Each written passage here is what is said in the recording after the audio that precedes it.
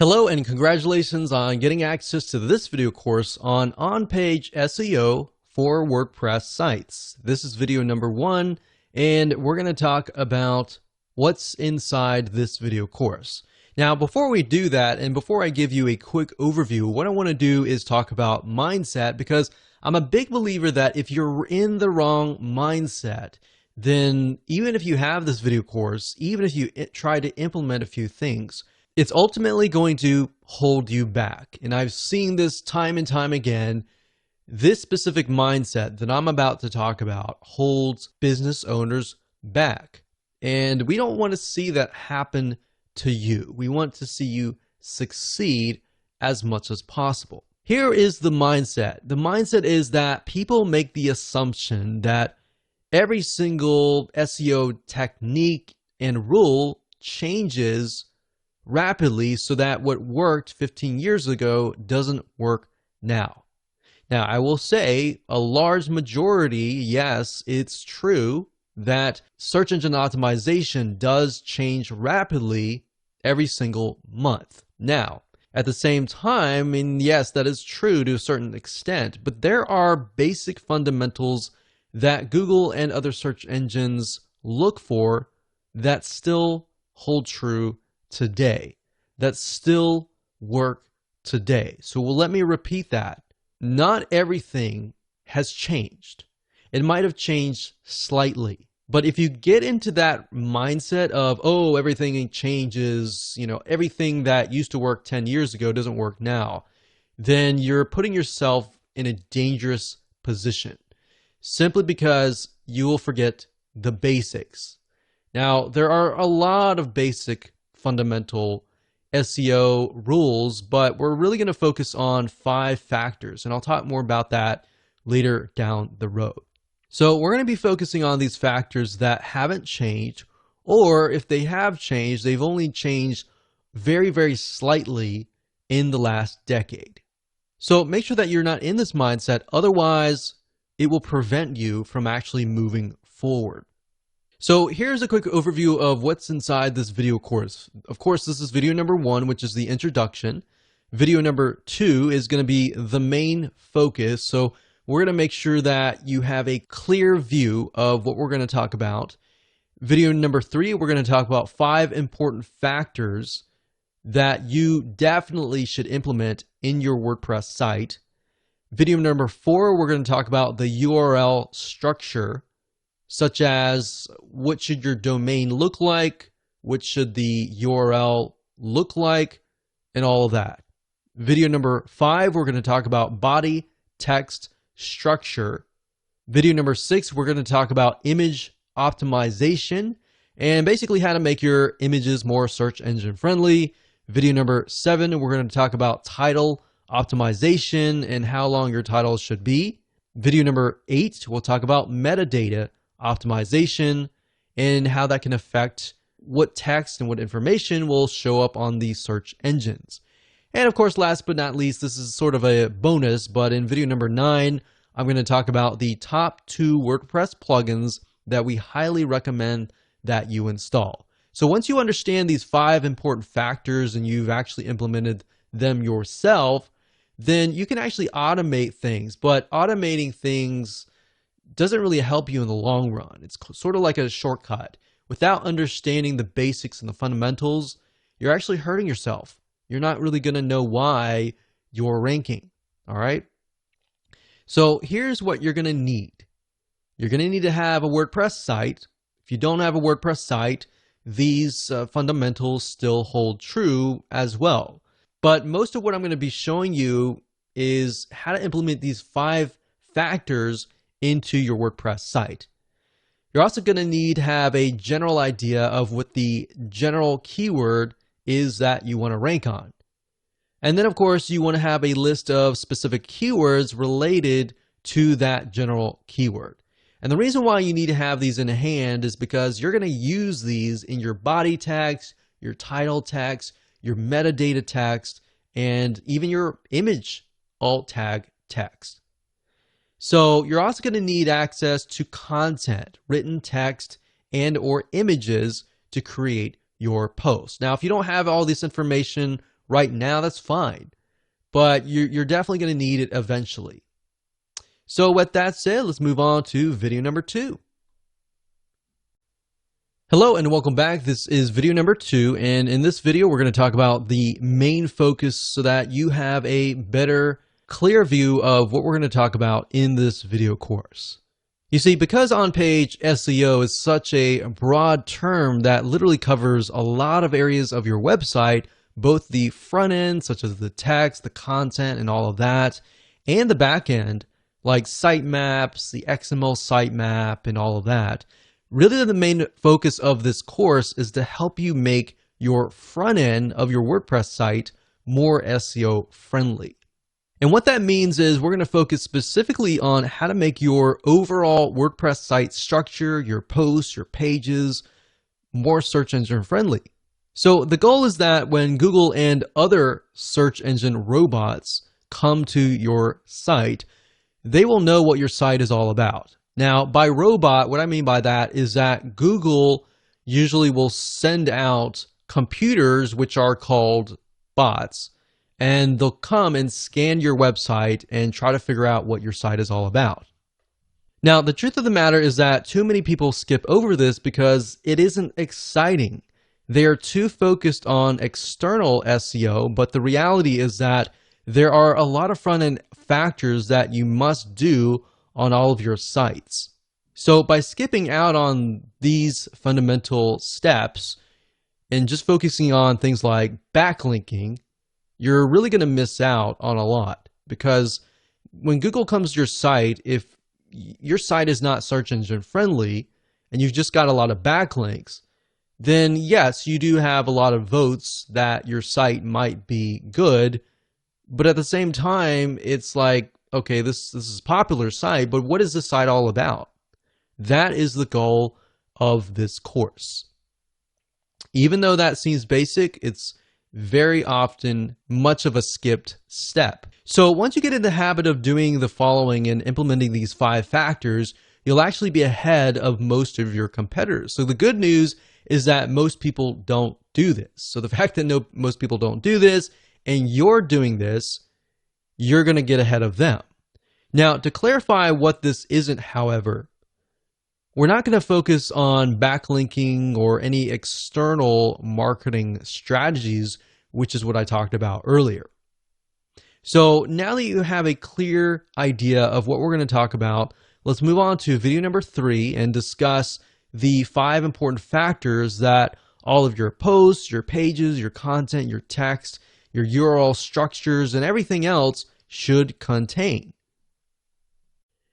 Hello and welcome to video number 3, and we're going to talk about the 5 important factors.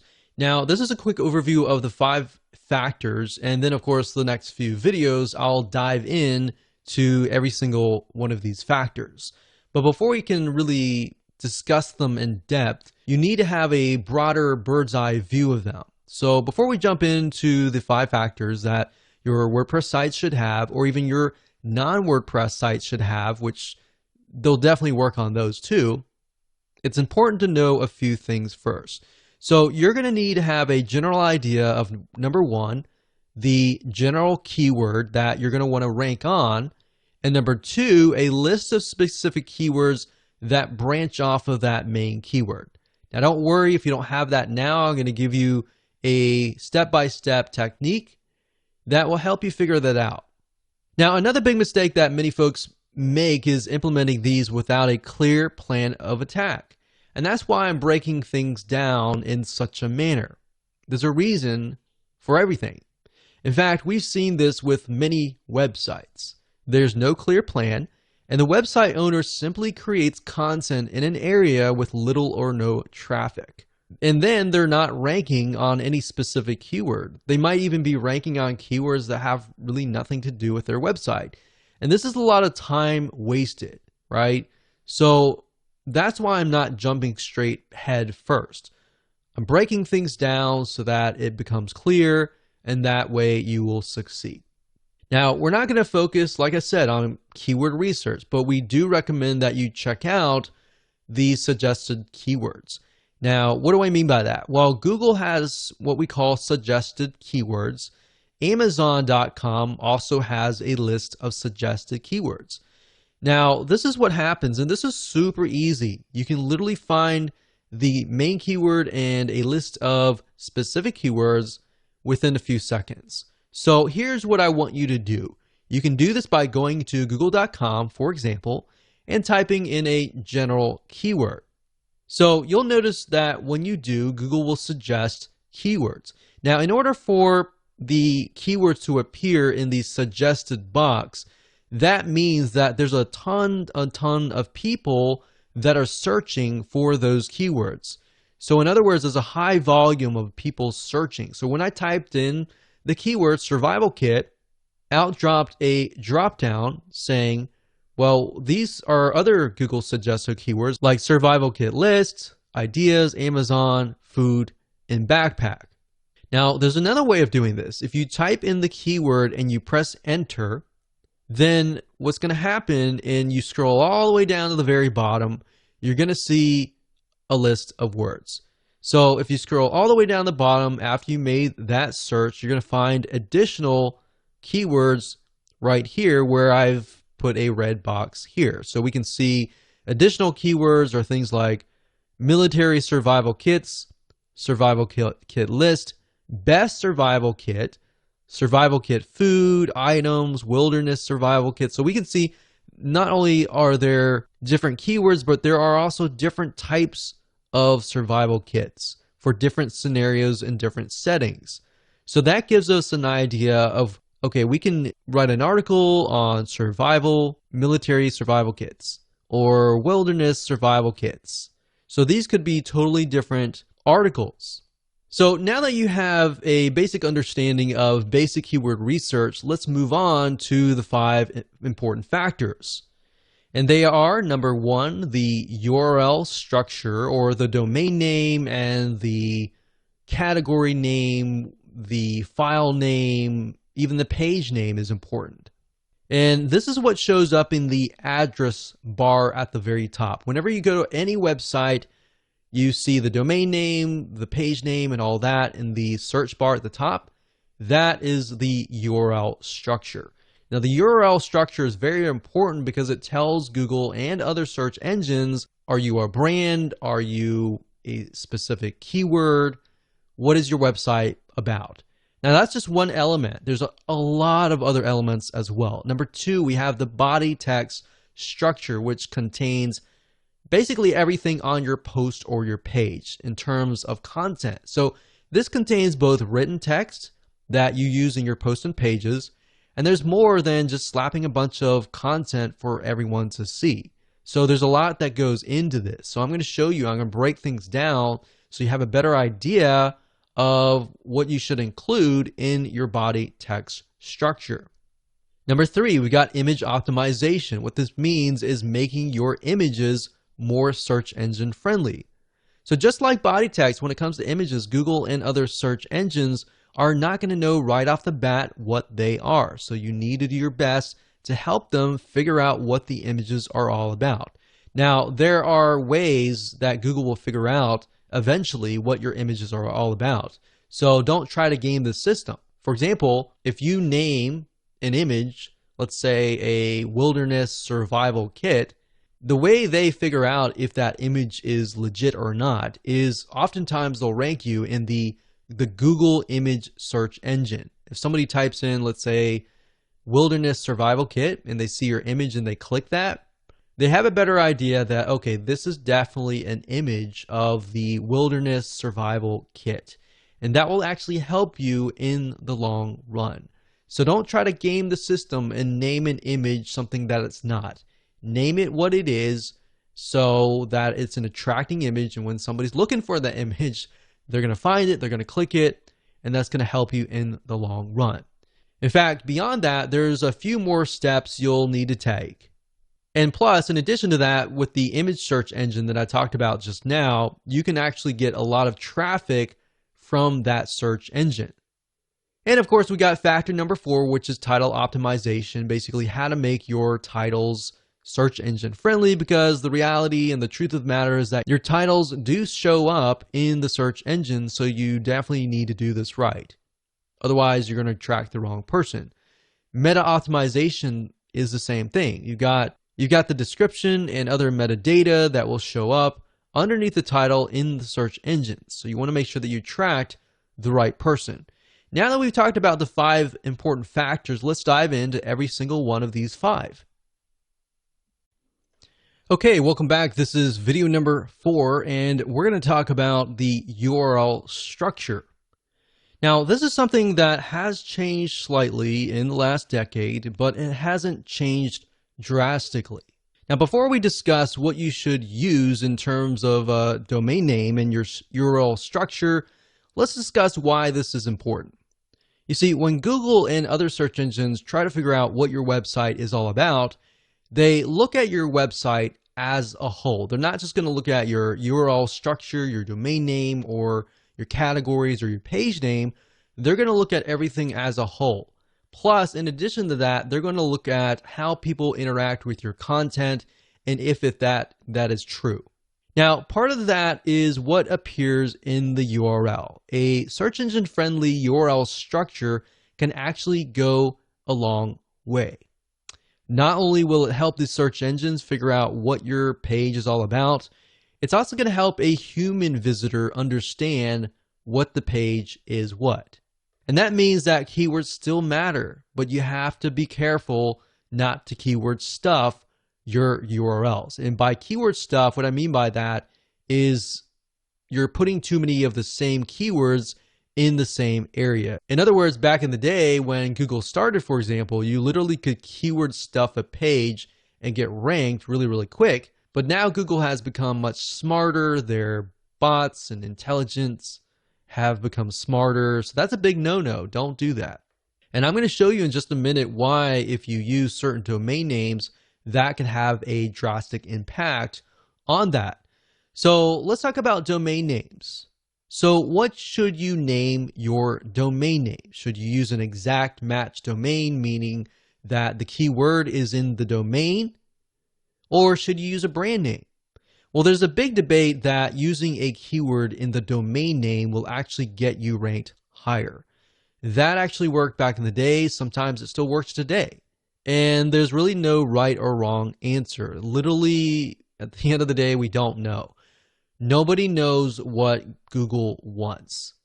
In fact, what we found now is that there's so many exact match domains and so many people that are using keywords in their domain names that it actually might help and it might not.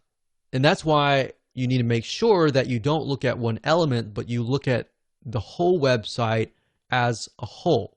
So yeah, that was quite popular maybe 5 years ago, something like this, yourkeyword.com.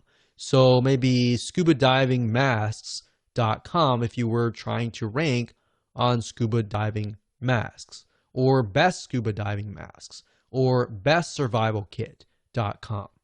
And that used to work and sometimes still does, so we can't really say for sure that if it doesn't or it does. We've noticed that it does, but we really can't say. But if you haven't noticed, Google really likes brands. They love brands. And the reason why they love brands is because brands are here to stay. If you look at a brand, it becomes a culture and it's got a following. And that's why Google loves brands. Something like this, yourbrandname.com. Now, Google is quite smart and has robots that know that people are trying to keyword stuff or game the system in terms of domain names or domains plus the URL structure. Now, we've had success with brand names, so we lean towards that as the long-term view, but then again, exact match keyword domain names work well for some other people as well. So we can't say for sure that if it's not going to work.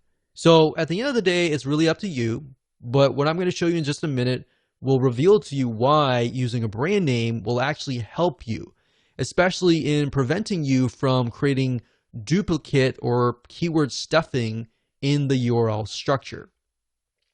So the URL structure looks like this. www.yourdomain.com/category/your-page-name. And that could be anything depending on how you go about naming that. And I'll show you that in WordPress, but we're just talking about the basic fundamentals right now. So let's say, for example, that you're trying to rank on red shoes. The problem with naming your domain name redshoes.com is this. Let's say, for example, that you have a category that is red shoes, blue shoes, yellow shoes, brown shoes. But that one category that's red shoes, and you have a product called Big Red Shoes, it ends up looking like this. www.red-shoes.com/red-shoes/big-red-shoes. So you see what I mean here? You got red shoes, and red shoes 3 times in a row. That's not a good sign because what that is keyword stuffing. Now, this isn't good because it looks like you're trying to game the system when in reality you might not be. But let's say, for example, that your brand name is Super Fast Feet. And as silly as that sounds, that's something that just came to my mind and it'll make more sense. And the product name is Big Shoes. Now, I know that's not great, but hold on. It would look something like this. www.superfastfeet.com/red-shoes/big-shoes. So Big Shoes is a type of red shoes, but it belongs to the brand name Super Fast Feet, or the e-commerce store, or the digital store, or the local store. So by doing that, now you see red shoes only shows up once. Now, by using a brand name, you have the potential of selling other things. If you just do redshoes.com, you're stuck with only red shoes, right? But with Super Fast Feet, you could cover shoes, you could cover slippers, you could cover socks, you could cover a variety of different things. You could even cover lifestyle of running, exercise, and all of that. So brands, not only does it help you with your URL structure, but it also helps you diversify and expand what your website could potentially be about. Now, in this case, the word shoes shows up twice, but that's okay. Do you see what I mean here and why brands actually help you avoid keyword stuffing? Now, another tip is to make sure that your URL is no longer than 90 characters long. Okay, so first things first, go ahead and log into your WordPress site, as you can see here. And then what you want to do is access the permalinks to make sure that your URL structure is search engine friendly. So what you need to do is to the left-hand side, go to Settings, Permalinks, and then we'll get to here. Now at this point, you're going to want to choose Post Name. Click Post Name, click Save down here, and that's it. So what this is going to do is every time you create a post and a page, it's going to title the actual post and page and put it in the URL.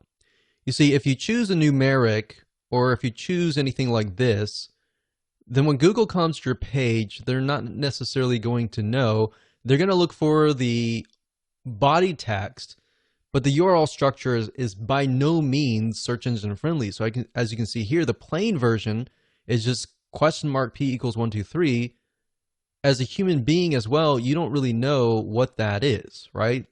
So choose post name, click save, and that is the reason.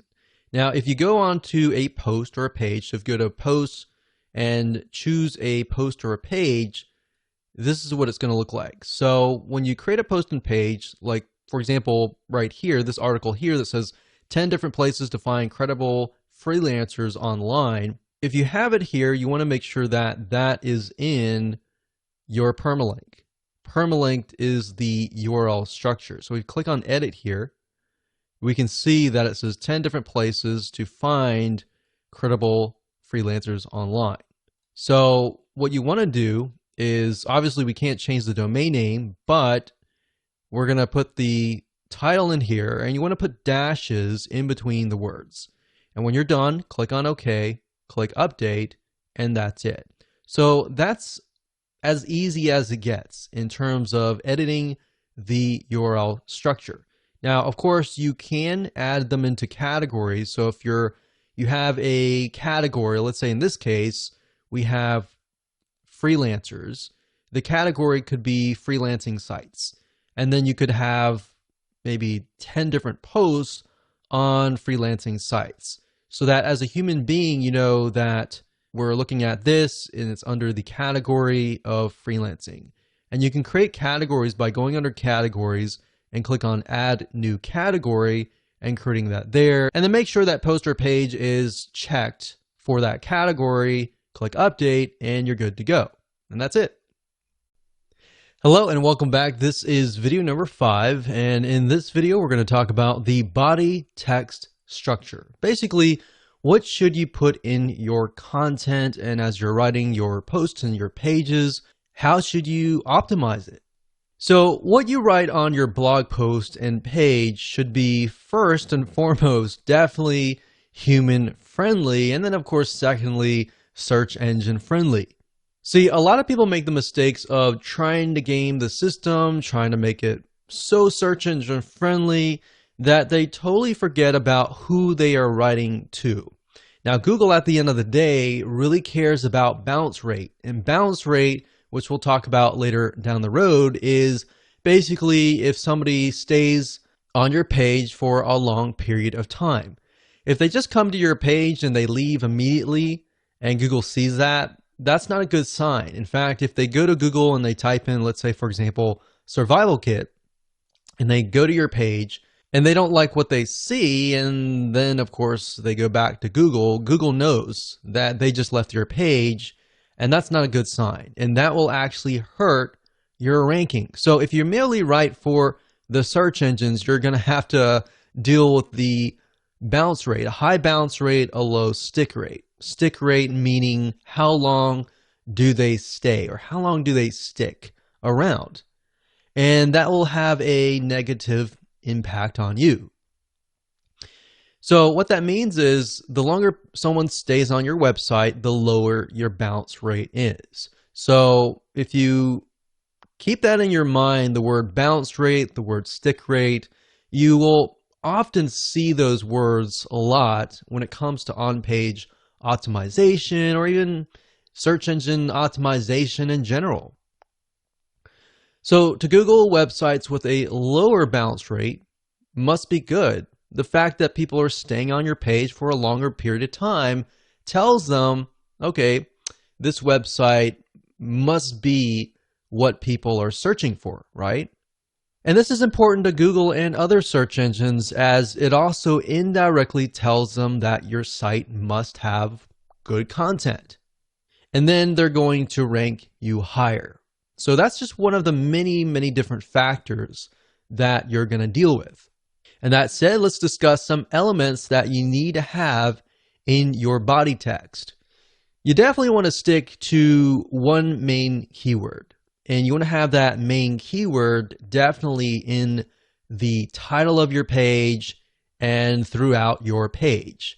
So that keyword should be the same one in the URL structure for that post or your page. Now I'm going to show you in a minute. If we hop on over to WordPress, you can name it the title, and if everything is set up correctly, the permalink or the URL structure should have that keyword, and that keyword should be spread about. Now, you definitely don't want to make it appear too many times, otherwise that will be seen as keyword stuffing. So it should appear, like I said, in the page in headings 1 and 2, which will be in the body text. And I'll give you an example later down the road when we show it to you live in action. And it should be somewhere in the first paragraph as well. It should be bold or italicized. Now, don't overdo it. There are actually ways to get around doing this and make it look natural. You got to remember, you're writing first and foremost for the human being first. So when you put it in your text, you got to make sure that it is going to make sense to the human being. And you want to try to use variations of your keywords as well. So let's say, for example, let's use the example that we talked about earlier in the URL structure video, which was red shoes. So you want to try to use variations of the keyword or even synonyms. So Google at least is smart enough they have this huge database of words that are related. So as far as the body text and the other factors, what I'm going to do is stick with the exact same post that we looked at in the previous video with the URL structure. So up at the top, if we say that our main keyword is maybe find credible freelancers or places to find, maybe that's our keyword, places to find credible freelancers, then what we want to do is we want to make sure that it's in the heading 1 and 2.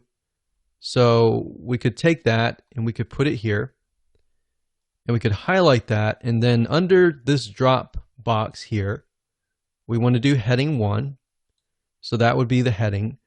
And then you want to make sure that it's heading 2, but we can do that later. So you want to make sure that it is in the first paragraph. So it says, are you looking to outsource some of your work so that you can focus on your business better? Finding the right person can be difficult, but there are places online where you can search for credible freelancers. So places to find, we could say, so let's discuss places to find credible freelancers. So obviously the first letters are capitalized. So I want to make sure that it's human friendly. So we say, so let's discuss places to find credible freelancers. And then you can highlight that. So places to find credible freelancers. So this can be italicized. This can be bolded like that. All right. So that needs to be in the first paragraph. You can also have it later down the road as a heading 1. And if we scroll down, we don't have an image right now, but we'll talk about that later. We'll find an image and I'll show you how to add an alt tag. You want to do that. You want to go through and you want to create variations of this keyword. So places to find credible freelancers. Fiverr.com. This is a good place to find great freelancers. So we use the word credible. You can mix it up and say good place to find great freelancers or hardworking freelancers. So what I'm saying here is you don't necessarily have to use that exact match keyword, but you're using variations so that Google knows that you're not trying to game the system and you're not trying to keyword stuff. But at the same time that it's a variation or it's a similar synonym or word so that it appears more natural. So we can go through here, we can do other things as well. That's pretty much the basics of it. But another thing you can do is tags as well. So you can add tags. Let's move on to the next video. Hello and welcome to video number 6. And we're going to talk about image optimization, or in other words, how to make your images more search engine friendly. You see, when it comes to images, you need to tell the search engines what the images are. They're not really going to know off the bat what the images are. Now, there are ways that Google can figure out what the images are, which we'll talk about in just a second.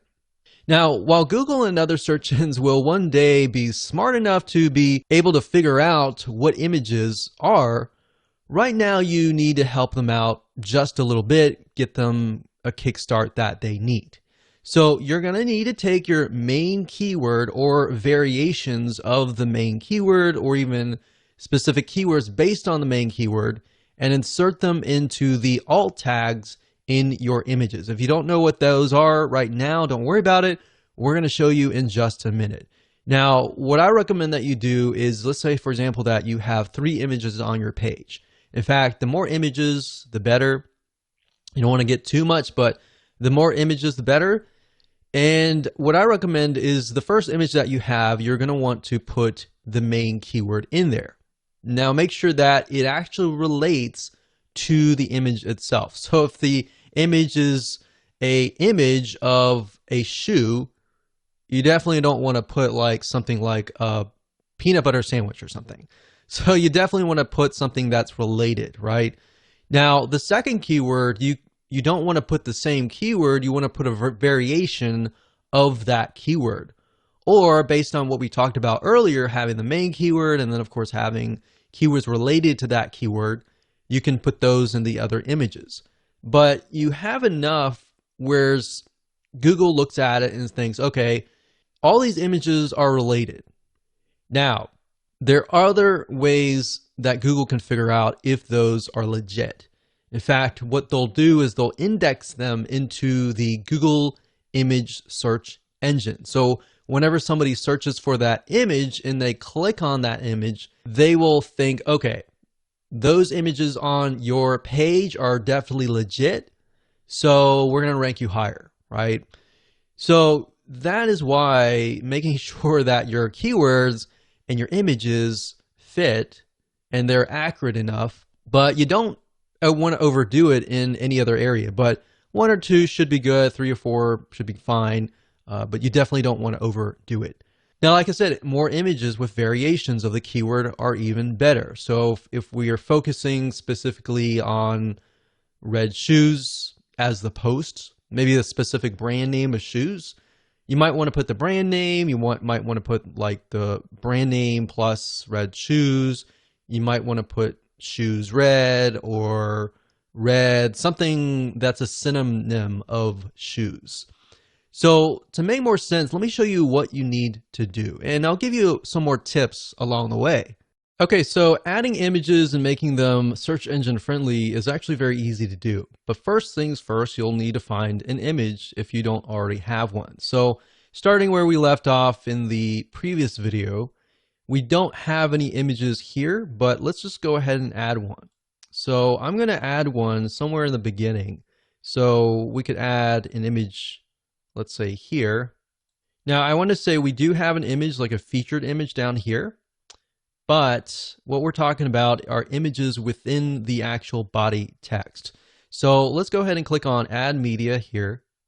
And these are our existing images right here, but we can also upload a file here as well. So let's try to find something that relates to freelancers.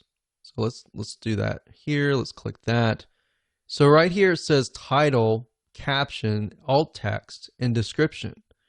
Now, by default, as you can see here, with an image, it shows something like code.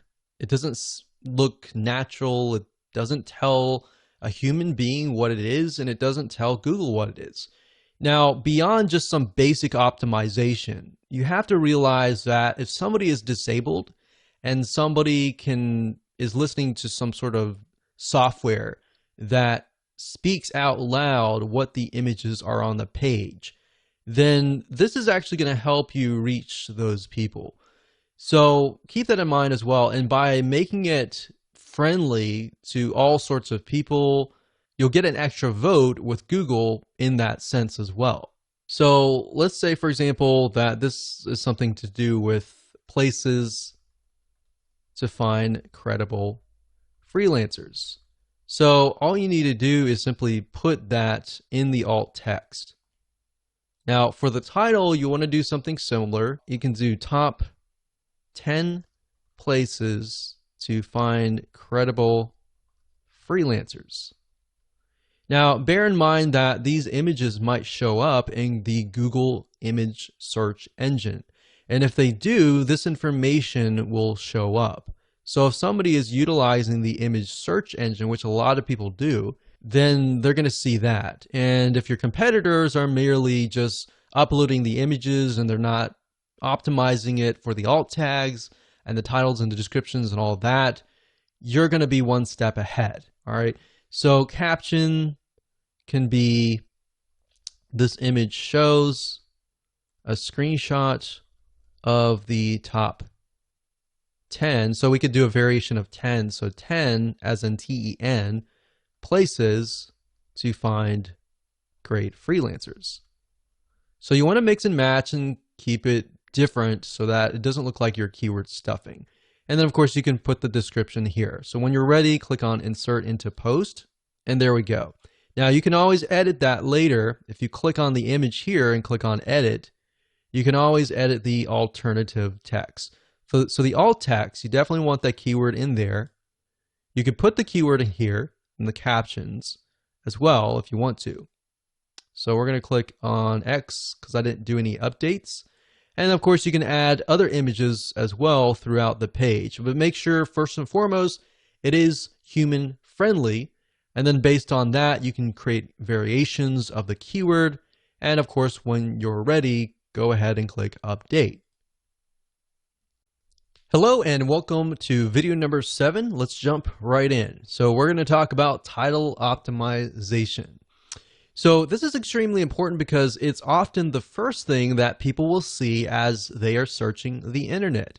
So if you imagine you go to google.com and you type in a keyword, whatever that is, and you're going to see the titles and then you're going to see the descriptions of each and every single website, or with YouTube, you're going to see the titles, the descriptions, and of course the image.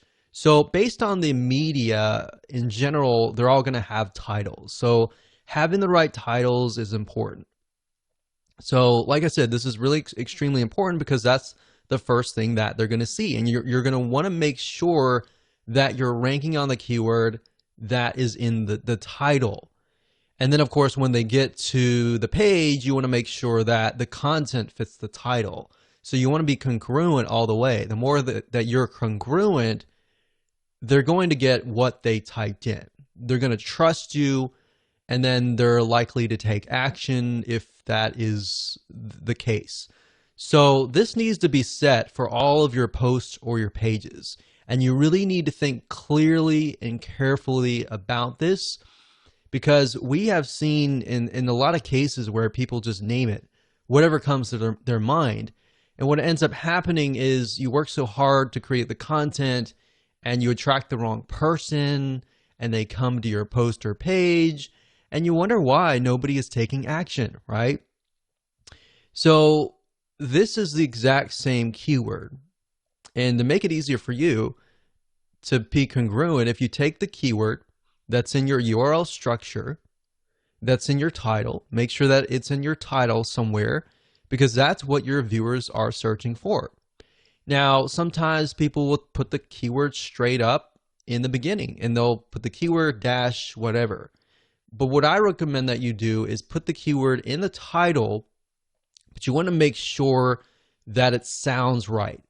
It's got to be human friendly first, and then of course secondary search engine friendly second. Because at the end of the day, and the way Google is moving towards long-term wise is towards engagement, more social engagement, people engagement. That is what is important to them. Because at the end of the day, if you think about it, their goal is for people to search, find what they want. So they want to make sure that they connect you to the right person. And all they really care about is, they don't really care about you. They care more about the customer, who is the person who is searching, right? So as long as you're on the top 10 of the Google search engine for that keyword, and that keyword is appearing in the title, it's highly likely that the prospect will click through your website. Now, as basic as this sounds, I want to make sure that you understand that it's important. Most of your competitors are not really going to do this. And if they are, they're going to miss something along the way, right? What we've seen over the years is sometimes they'll have the title right, they'll have the URL structure right, but when people go to the content, it just doesn't make sense. So as long as you're congruent from the keyword to the title, to the poster page, to the content itself, to the call to action, to the product, everything is congruent from that point in the beginning to the end, you're most likely going to gain the trust of the prospect, and you're most likely going to get the conversion. That's the most important thing. So as long as your poster pages are related, you're most likely going to see a higher conversion rate across the board, like I said earlier. Now, as a rule of thumb, your title should be no more than 75 characters long. You don't want it to be too long, because psychologically that will actually overwhelm whoever is typing things in. And most people are just scanning, they're not reading. They're looking for what they're looking for really quick. So if you have something short, straight to the point, you're most likely going to win as long as it's optimized and it's correct to that keyword. So now that we've talked about the fundamentals, let me go ahead and show you what you need to do to set this up properly. So we already briefly talked about the title, but this is your title, right? So a lot of times, let's say for example that the keyword is places to find credible freelancers. Sometimes you'll find people do something like this, places to find credible freelancers, and then of course they'll put the keyword first and then they'll put a sentence. You can do that if you want to. There's no proof that it doesn't work, it works or anything like that. But you definitely want to make sure that it is human friendly first and foremost. So in this case, ours is 10 different places to find credible freelancers online. Or we could do something like top 10 places to find credible freelancers. Now, whatever you do, if you change the title here, make sure that it's changed right here as well. So if we do that and we go back over here, we just copy that in, but we need to make sure that there are dashes in between the words. So what I'm doing right now is I'm simply adding dashes in between the words. So there we go, we click OK, and that's it. So the title is crucial. Now I'll show you later down the road where you can use 2 WordPress plugins, which you can add more data like the metadata, the description data, and all of that. But for now, by default, if you don't have those WordPress plugins, what the search engine will often do is they'll grab the title. So we'll click update and that's it. Hello and welcome to video number 7. Let's jump right in. So we're going to talk about title optimization. So this is extremely important because it's often the first thing that people will see as they are searching the internet.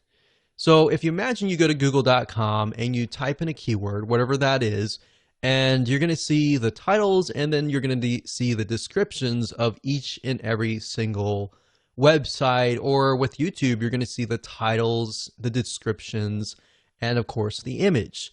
So based on the media in general, they're all going to have titles. So having the right titles is important. So like I said, this is really extremely important because that's the first thing that they're going to see. And you're going to want to make sure that you're ranking on the keyword that is in the title. And then of course, when they get to the page, you want to make sure that the content fits the title. So you want to be congruent all the way. The more that you're congruent, they're going to get what they typed in. They're going to trust you, and then they're likely to take action if that is the case. So this needs to be set for all of your posts or your pages. And you really need to think clearly and carefully about this, because we have seen in a lot of cases where people just name it, whatever comes to their mind. And what ends up happening is you work so hard to create the content and you attract the wrong person and they come to your post or page and you wonder why nobody is taking action, right? So this is the exact same keyword. And to make it easier for you to be congruent, if you take the keyword that's in your URL structure, that's in your title, make sure that it's in your title somewhere, because that's what your viewers are searching for. Now, sometimes people will put the keyword straight up in the beginning and they'll put the keyword dash whatever. But what I recommend that you do is put the keyword in the title, but you want to make sure that it sounds right. It's got to be human friendly first, and then of course secondary search engine friendly second. Because at the end of the day, and the way Google is moving towards long-term wise is towards engagement, more social engagement, people engagement. That is what is important to them. Because at the end of the day, if you think about it, their goal is for people to search, find what they want. So they want to make sure that they connect you to the right person. And all they really care about is they don't really care about you. They care more about the customer, who is the person who is searching, right? So as long as you're on the top 10 of the Google search engine for that keyword, and that keyword is appearing in the title, it's highly likely that the prospect will click through your website. Now, as basic as this sounds, I want to make sure that you understand that it's important. Most of your competitors are not really going to do this. And if they are, they're going to miss something along the way, right? What we've seen over the years is sometimes they'll have the title right, they'll have the URL structure right, but when people go to the content, it just doesn't make sense. So as long as you're congruent from the keyword to the title, to the poster page, to the content itself, to the call to action, to the product, everything is congruent from that point in the beginning to the end, you're most likely gonna gain the trust of the prospect, and you're most likely gonna get the conversion. That's the most important thing. So as long as your poster pages are related, you're most likely gonna see a higher conversion rate across the board, like I said earlier. Now, as a rule of thumb, your title should be no more than 75 characters long. You don't want it to be too long because psychologically that will actually overwhelm whoever is typing things in. And most people are just scanning, they're not reading. They're looking for what they're looking for really quick. So if you have something short, straight to the point, you're most likely going to win as long as it's optimized and it's correct to that keyword. So now that we've talked about the fundamentals, let me go ahead and show you what you need to do to set this up properly. So we already briefly talked about the title, but this is your title, right? So a lot of times, let's say, for example, that the keyword is places to find credible freelancers. Sometimes you'll find people do something like this, places to find credible freelancers. And then, of course, they'll put the keyword first and then they'll put a sentence. You can do that if you want to. There's no proof that it doesn't work, it works, or anything like that. But you definitely want to make sure that it is human friendly first and foremost. So in this case, ours is 10 different places to find credible freelancers online. Or we could do something like top 10 places to find credible freelancers. Now, whatever you do, if you change the title here, make sure that it's changed right here as well. So if we do that, and we go back over here, we just copy that in, but we need to make sure that there are dashes in between the words. So what I'm doing right now is I'm simply adding dashes in between the words. So there we go, we click OK, and that's it. So the title is crucial. Now I'll show you later down the road where you can use 2 WordPress plugins, which you can add more data, like the metadata, the description data, and all of that. But for now, by default, if you don't have those WordPress plugins, what the search engine will often do is they'll grab the title. So we'll click update, and that's it. Okay, so this is video number 8, and we're going to dive straight in and talk about meta optimization. So this is the description that is going to show up on the search engines. So just like the title optimization video beforehand, this is what people are going to see in this search engine when they search the internet for a specific keyword.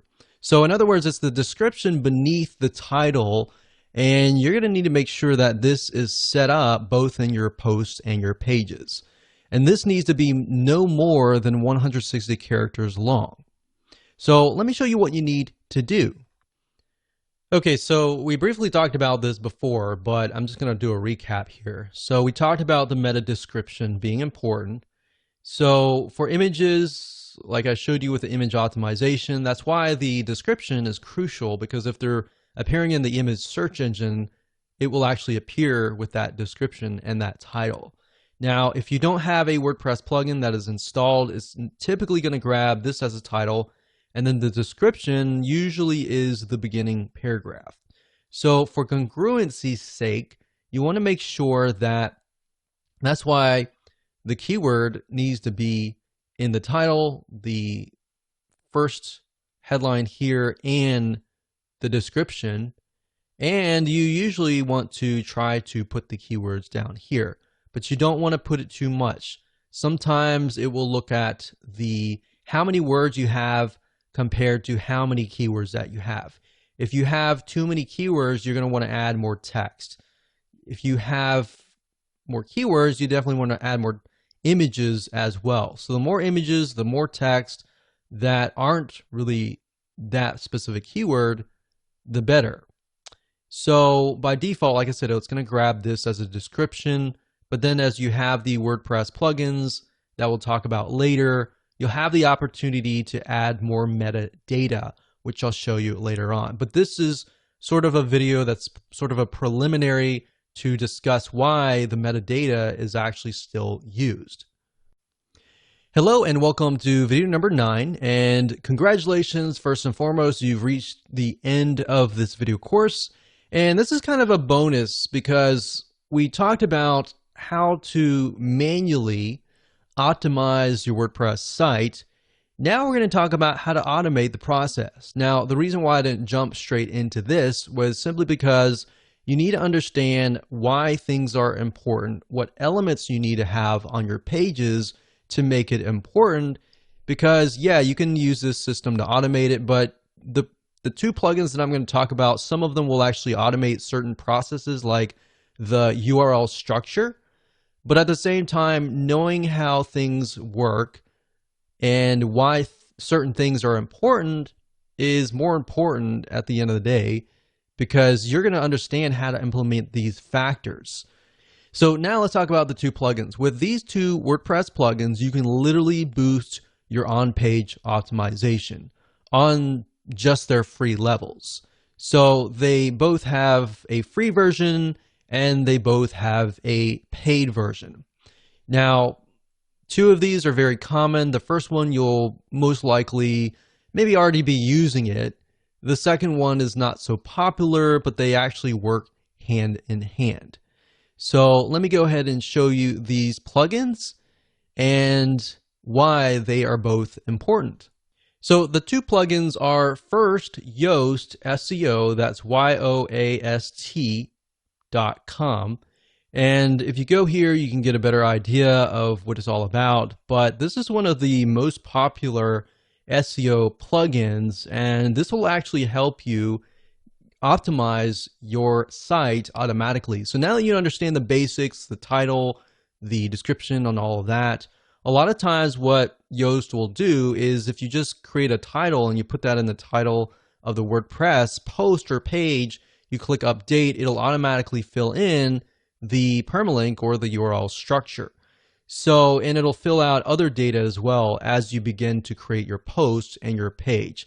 Now that's the free version. The paid version actually takes it one step further and does a lot more. Now I'm not going to cover all that in this particular video because you can go here, you can check it out for yourself. Now, if you want to figure out how to install it, it's very easy. All you have to do is go to your WordPress site here and go to Add Plugins under Plugins, type in the word Yoast, and you'll see it right here. The second plugin is called SEO Squirrely, as you can see here. So you can do a Google on this, but if you type in SEO Squirrely, that's SEO Squirrly. And if you go here, then you can actually download the plugin, and there's a free version, which is, in my opinion, we've tested it out, and the free version is really, really good. And what SEO Squirrely focuses on is schema. And schema is necessary because that's the way of the future.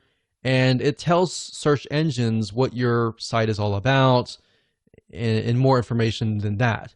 But the short answer is it just helps optimize your site in a much better way.